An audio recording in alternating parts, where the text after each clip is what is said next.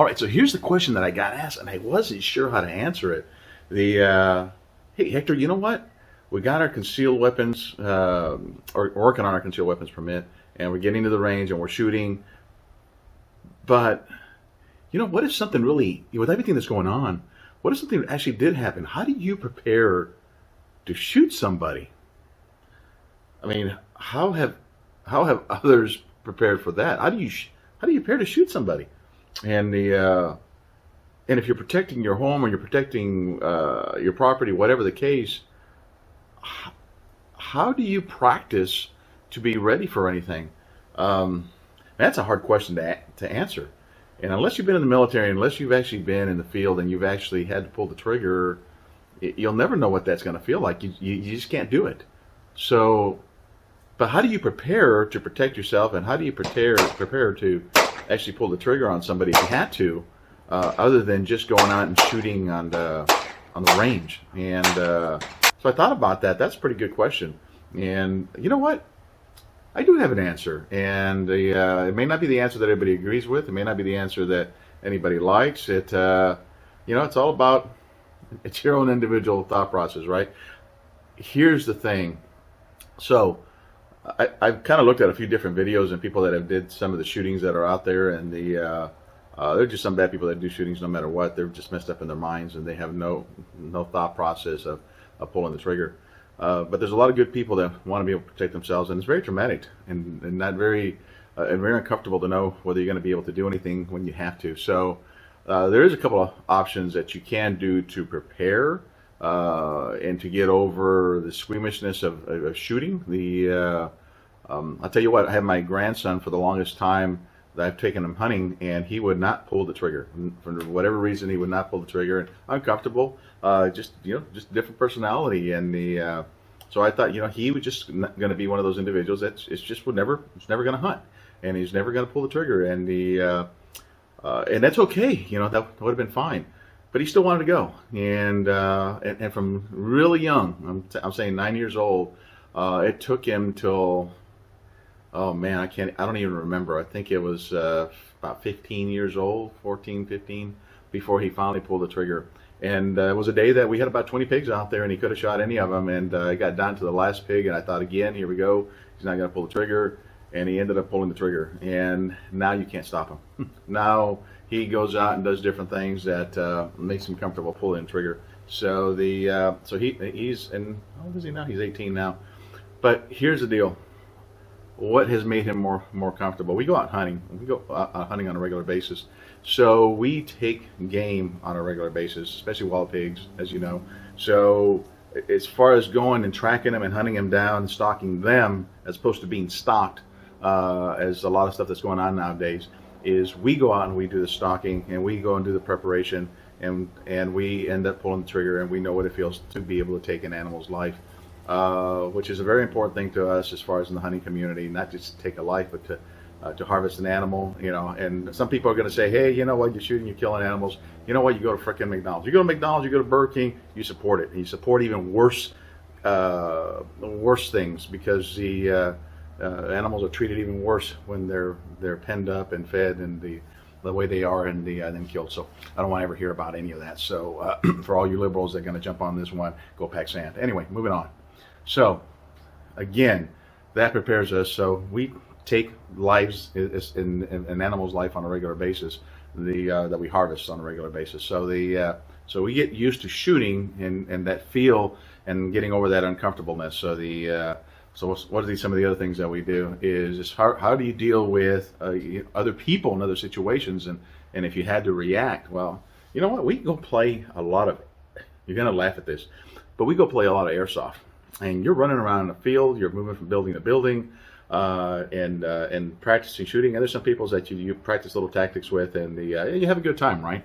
You're going to get shot 20,000 times, so you go out and you practice and see what works and what doesn't work, and you practice with others, and you get better on how you move around buildings, how you shoot, what are the angles, how you stick to the how you stick around a corner, how do you enter a room.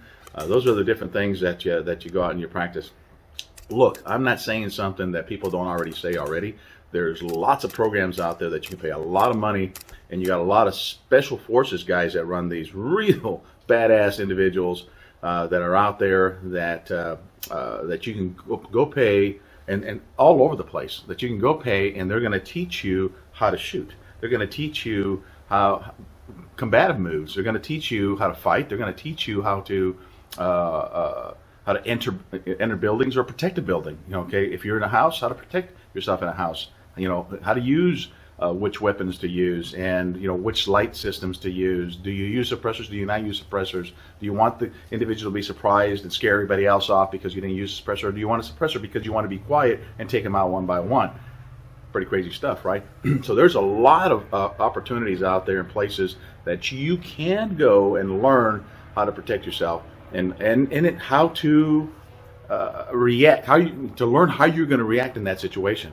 So you can do a lot of those things. We choose not to, because we go out and like I said, we harvest a lot of animals. We're used to pulling the trigger and putting something down, and we go and do a lot of other different stuff to practice. I'm not going to tell you what other stuff we do, who we do it with. It's none of your business. Ha! How do you like that one? But anyway, but there's a lot of places out there. Okay, and the only other thing I'll tell you is, the last thing I'll tell you is with militias. Okay, so if you decide to join a militia, there's a lot of good ones out there. Good ones that teach you a lot of stuff, a lot of field craft stuff, besides how to protect yourself and those things, and how to work as a teams. But that's really not what most people are going to be looking for when protecting themselves at home. So I mean, that's things you can go do. Just be careful what you join, and make sure it's one that brings everybody in. There's some really good ones out there, and then there's some really bad ones. Okay, so again, go and do some research. You have options. You can go ahead and just go to the range, and if you feel comfortable with that, then that's fine. Use different targets, that's fine. You've seen some of our videos where we do airsoft in our backyard, how to hit, how to draw, how to go and set up targets and run around and move, how to quickly go from target to target, how to use barriers between yourself and your targets, so you're not an idiot and just standing out in the middle, out and getting shot, being Rambo. We're not Rambos. So so anyway, lots of great ideas out there. If you got some questions, you know what? Leave a message down there, and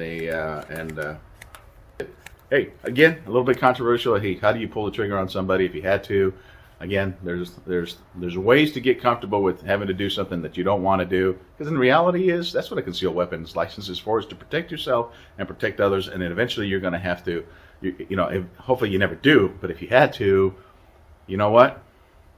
You want to be comfortable. You want to be comfortable with that and have already practiced, okay? So some people are going to say, why would you even think or even talk to people about this? Because that's what you're doing with a concealed weapons permit, okay? And if you haven't figured that out, don't get one. Don't get a freaking gun, okay? Don't put yourself in that situation. But you could be in that situation, and that's why you do it, and you want to be able to protect your family and all the craziness that's going on. There's nothing wrong with that, okay? So that's how you can prepare for some of those things. And if you want to get into hunting and you never got into, and you know what, there's plenty of people that go out and hunt that'll be willing to take you. I'm telling you right now, because we're always trying to increase our numbers in the hunting community. So you know what, just reach out there. There's lots of forums. Go on Facebook. Go on Facebook. Type in Texas hog hunting, for instance, and you're going to find a lot of groups. Texas Hog Hunter Association, North Texas Pigging. There's a couple of ones that I'm throwing out there. Hope they don't yell at me because I'm throwing the names out there. But there are great groups, and there's great people there that you can go, predator hunting sites for coyotes, all that stuff. You know what?